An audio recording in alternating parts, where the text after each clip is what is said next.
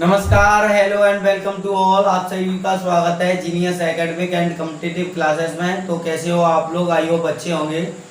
जैसा कि हमारी 12th क्लास बायोलॉजी का चैप्टर 2 पुष्पी पादपों में लैंगिक जनन की जो स्लाइड थी वो चल रही थी। उस स्लाइड में हमने चर्चा कर ली थी परागण क्या है, पुष्प की संरचना क्या है, आज टॉपिकों के बारे में चर्चा की थी। और आज का जो टॉपिक है हमारा, आज का टॉपिक है बीज का निर्माण किस प्रकार होता है, बीज का महत्व क्या होता है तथा दोहरा निषेचन या द्विनिषेचन क्या है। इन दो टॉपिकों के बारे में हम आज चर्चा करने वाले हैं। तो आइए चंद लाइनों के साथ हम आज की सेशन का शुभारंभ करते हैं। परिंदों को मिलेगी मंजिल, यकीनन उनके पर बोलते हैं। परिंदों को मिलेगी मंजिल, यकीनन उनके पर बोलते हैं।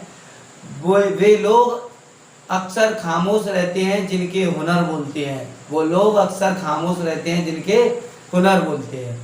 तो आइए टॉपिक स्टार्ट करते हैं। हम टॉपिक है हमारा बीज का निर्माण और बीज का महत्व क्या होता है तथा दोहरा निषेचन या द्विनिषेचन किसे कहते हैं। तो बीज क्या होता है? बीजांड से बीज का निर्माण होता है। अब बीज के बारे में हम चर्चा करते हैं। बीज क्या होता है?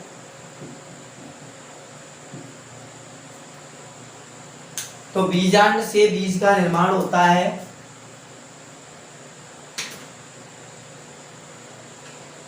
बीजांड से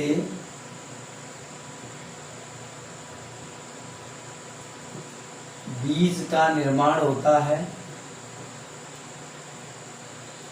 बीजांड से बीज का निर्माण होता है।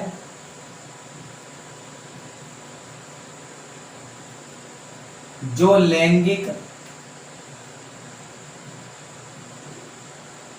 लैंगिक जनन का अंतिम उत्पाद होता है।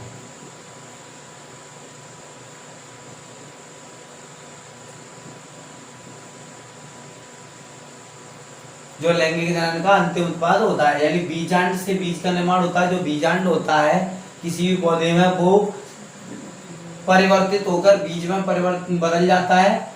जो लैंगिक जनन का अंतिम उत्पाद होता है, यानी लैंगिक जनन की प्रक्रिया में अंतिम उत्पाद जो बनता है पौधे में, वो क्या बनता है? बीज बनता है। बीज का बाह्य आवरण जो होता है, बीज का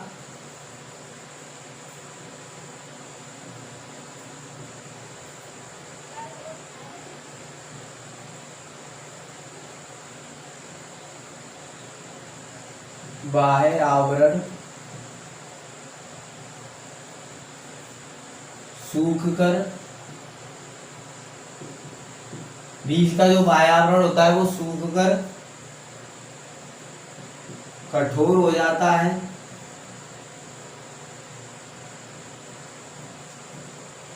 बीज का जो बाह्य आवरण होता है वो क्या होता है? सूखकर कठोर हो जाता है।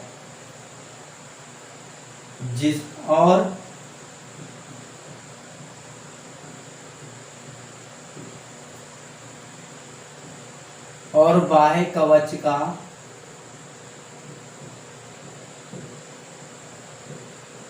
निर्माण करता है। बीज का जो बाह्य आवरण होता है वो सूखकर कठोर हो जाता है और बाह्य कवच का निर्माण करता है, जिसे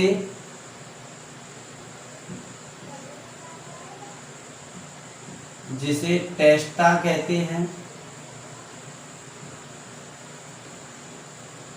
जिसे टेस्टा कहते हैं।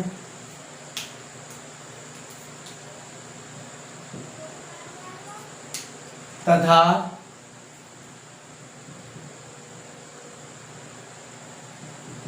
अंत्य आवरण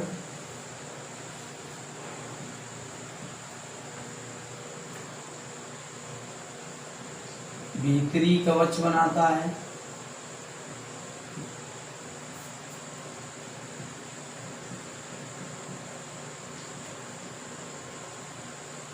तथा अंत्य आवरण भीतरी कवच बनाता है, जिसे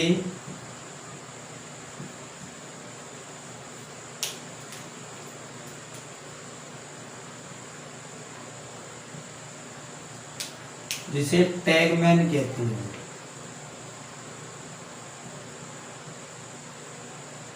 जिसे टैगमैन कहते हैं। तो बीजांड से बीज क्या होता है? बीजांड से बीज का निर्माण होता है, जो लैंगिक जनन का अंतिम उत्पाद होता है। बीज का बाह्य आवरण सूखकर कठोर हो जाता है और बाह्य कवच का निर्माण करता है, जिसे हम टेस्टा कहते हैं।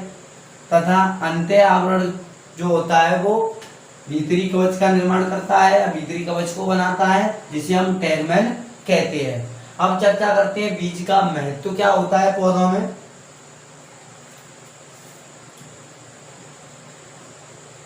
अब महत्व के बारे में चर्चा करेंगे हम। नंबर 1, बीज का महत्व क्या होगा? नंबर 1 पर चर्चा करते हैं। तो बीज जो है, बीज के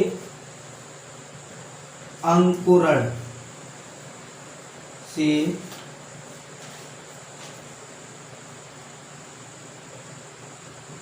नए पौधे, जिसको बोल सकते हैं संतति, का निर्माण होता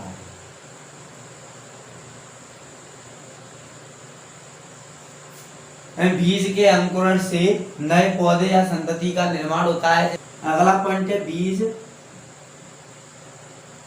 भ्रूण को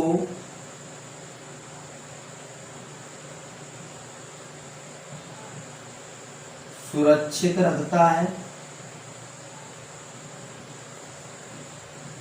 बीज क्या करता है? बीज भ्रूण को सुरक्षित रखता है। अगला पॉइंट पर चर्चा करते हैं हम। बीज से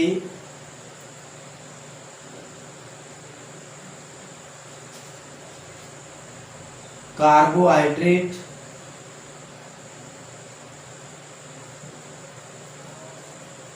जो एक प्रकार की शर्करा होती है, कार्बोहाइड्रेट, वसा, प्रोटीन, खनिज आदि प्राप्त होते हैं।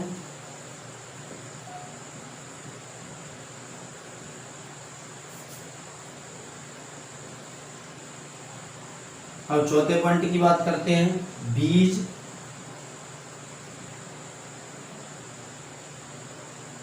कई वर्षों तक प्रसुप्त अवस्था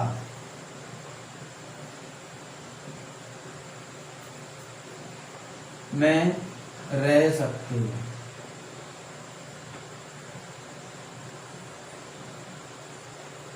बीज कई वर्षों तक प्रसुप्त अवस्था में रह सकते हैं। प्रसुप्त अवस्था का मतलब है ये हम जब तक चाहें कई वर्षों तक रख सकते हैं, जिनमें अंकुरण नहीं होता। जैसे आपने देखा होगा अनाज को कई सालों तक हम स्टोर कर लेते हैं, जितने भी अनाज होते हैं उन्हें कई सालों तक हम रख लेते हैं, तो उनमें कोई भी खराबी नहीं आती है। तो बीज कई वर्षों तक प्रसुप्त अवस्था में रह सकते हैं। अब आइए अगले पॉइंट के बारे में हम चर्चा करते हैं। अगला पॉइंट क्या कह रहा है हमारा? बीज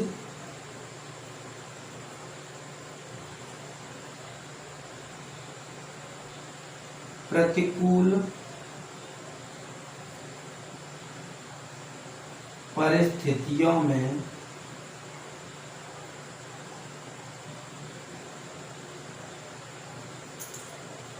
बीज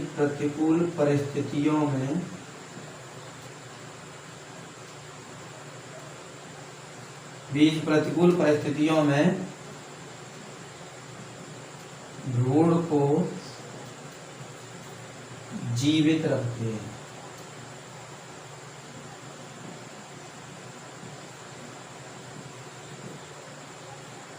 तो ये थे हमारे बीज से बनने वाले क्वेश्चन। तो बीज क्या होता है? बीजांड से बीज का निर्माण होता है, जो लैंगिक जनन का अंतिम उत्पाद होता है। बीज का बाह्य आवरण सूखकर कठोर हो जाता है और बाह्य कवच का निर्माण करता है, जिसे हम टेस्टा कहते हैं। तथा अंत्य आवरण जो होता है अंत्य आवरण भीतरी कवच बनाता है, जिसे टैगमैन कहते हैं। बीज का महत्व क्या होता है? तो बीज का महत्व निम्नलिखित है पौधों में। तो बीज जो है, बीज के अंकुरण से नए पौधे या संतति का निर्माण होता है। बीज भ्रूण को सुरक्षित रखता है।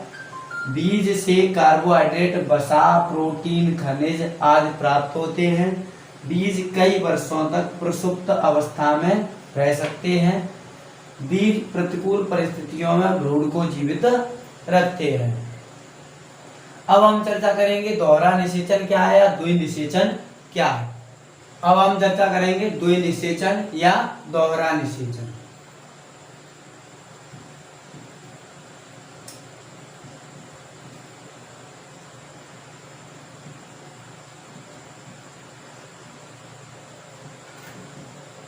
द्वि निषेचन क्या है?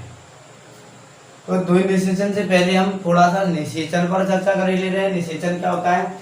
तो निषेचन जो है, निषेचन आपको मैंने बताया था युग्मकों के संलयन को, यानी कि नर तथा मादा युग्मक के संलयन को हम क्या कहते हैं? निषेचन कहते हैं। निषेचन दो प्रकार का होता है, बाह्य निषेचन और आंतरिक निषेचन।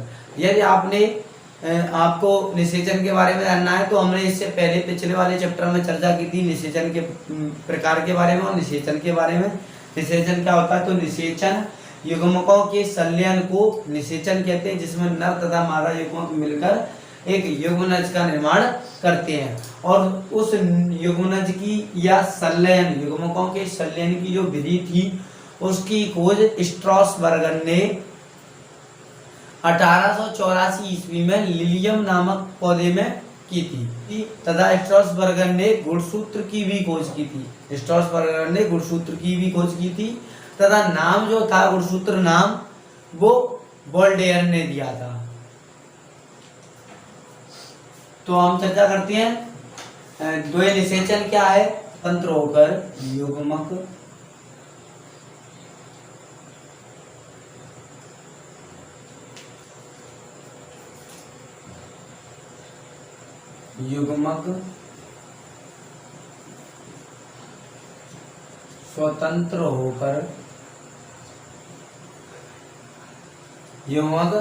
स्वतंत्र होकर यानी जब वो युग्मक स्वतंत्र हो जाते हैं, युग्मक स्वतंत्र होकर नर युग्मक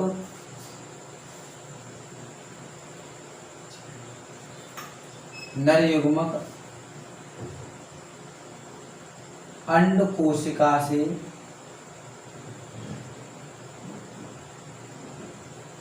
युग्मक स्वतंत्र होकर, जिसमें क्या होता है, नर युग्मक अंड कोशिका से संलयित होकर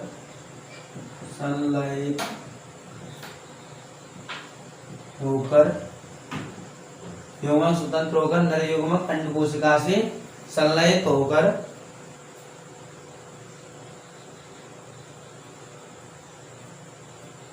युग्मनज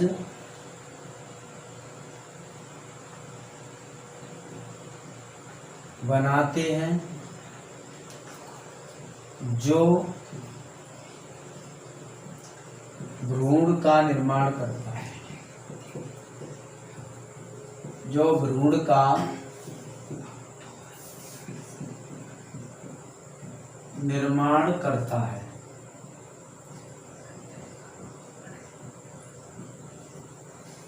तो युग्मक स्वतंत्र होकर या युग्मकों के स्वतंत्र होने पर नर युग्मक अंड कोशिका से संलयित होकर युग्मनज बनाता है। और ये युग्मनज जो बनता है वो द्विगुणित बनता है। कैसा होता है? द्विगुणित।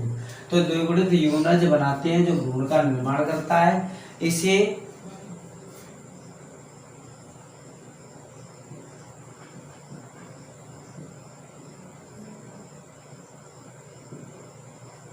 प्रथम निषेचन या सत्य निषेचन कहते हैं।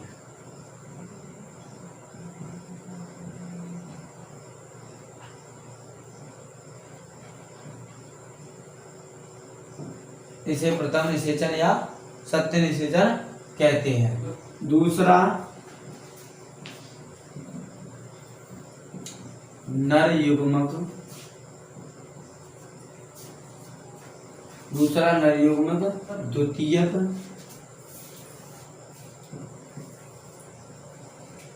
द्वितीयक केंद्रक से संलयित होकर तो दूसरा नर युग्मक द्वितीयक केंद्रक से संलयित होकर तृतीयक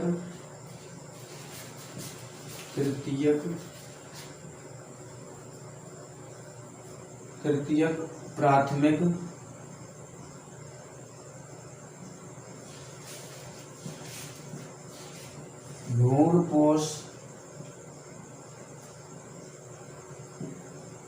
भ्रूणपोष या फिर बोल सकते हैं केंद्रक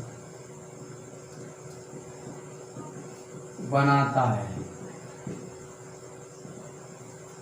दूसरा नर युग्मक द्वितीयक केंद्रक से संलयित होकर तृतीयक प्राथमिक भ्रूणकोश या केंद्रक बनाता है।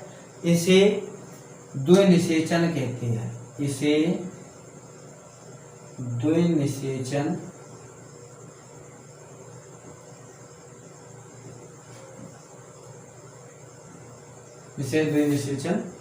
कहते हैं। द्विनिषेचन में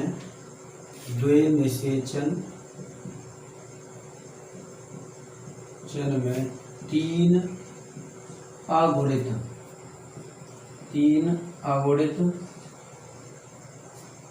केंद्रकों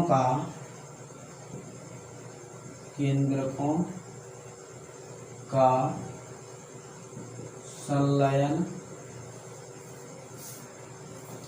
होता है। इसलिए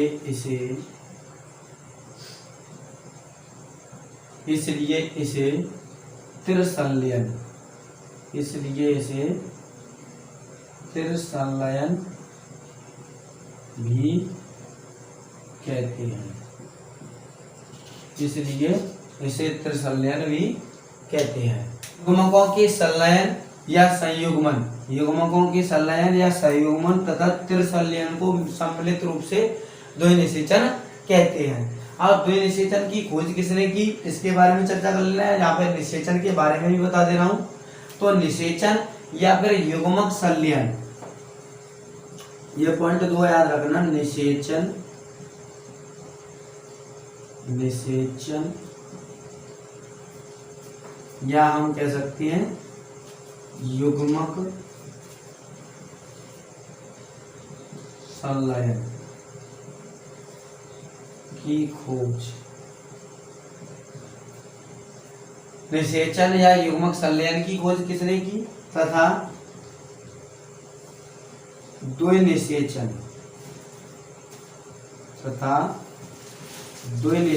की खोज किसने की।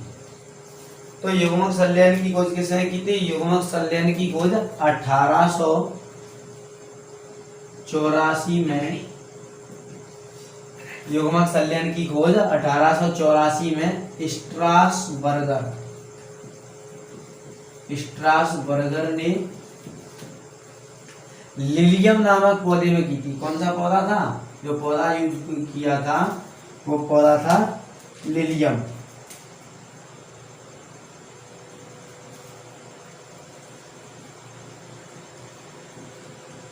निषेचन की खोज 1898 में एस.जी.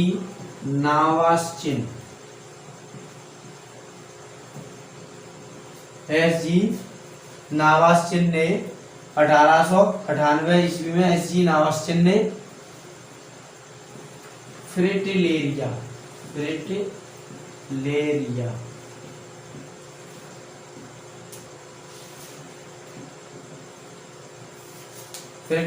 में की थी।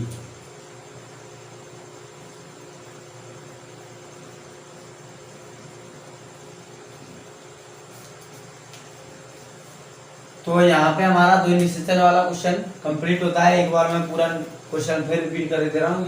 द्विनिषेचन क्या होता है? तो युग्मक स्वतंत्र होकर या युग्मकों के स्वतंत्र होने पर नर युग्मक अंड कोशिका से संलयित होकर द्विगुणित युग्मनज बनाते हैं जो भ्रूण का निर्माण करता है। इसे प्रथम निषेचन या सत्य निषेचन कहते हैं। दूसरा नर युग्मक द्वितीयक केंद्रक से संलयित होकर तृतीयक प्राथमिक भ्रूणपोष या केंद्रक बनाता है। इसे द्वितीय निषेचन या द्विनिषेचन कहते हैं। द्वि निषेचन में 3 अगुणित केंद्रकों का संलयन होता है, इसलिए इसे त्रिसंलयन भी कहते हैं। या द्वि निषेचन की हम डेफिनेशन क्या लिख सकते हैं, छोटी सी छोटी, तो युग्मकों के संलयन या संयुग्मन और त्रिसंलयन को सम्मिलित रूप से हम क्या कह सकते हैं, द्वि निषेचन कहते हैं। तो निषेचन या युग्मक संलयन की खोज 1884 में किसने की थी, स्ट्रॉसबर्गर ने की थी। स्ट्रॉसबर्गर के बारे में थोड़ा सा हम समझ लें। स्ट्रॉसबर्गर ने गुणसूत्र की खोज भी की थी। इसकी खोज की थी, गुणसूत्र की खोज की थी।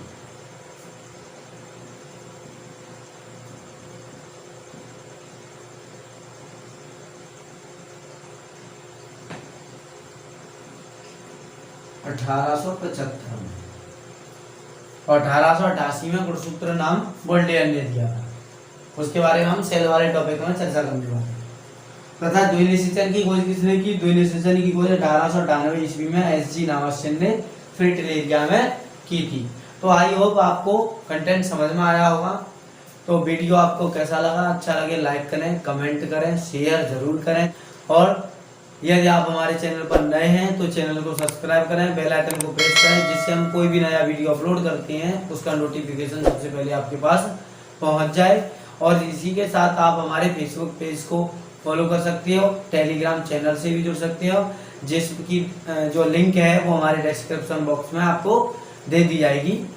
Thanks for watching.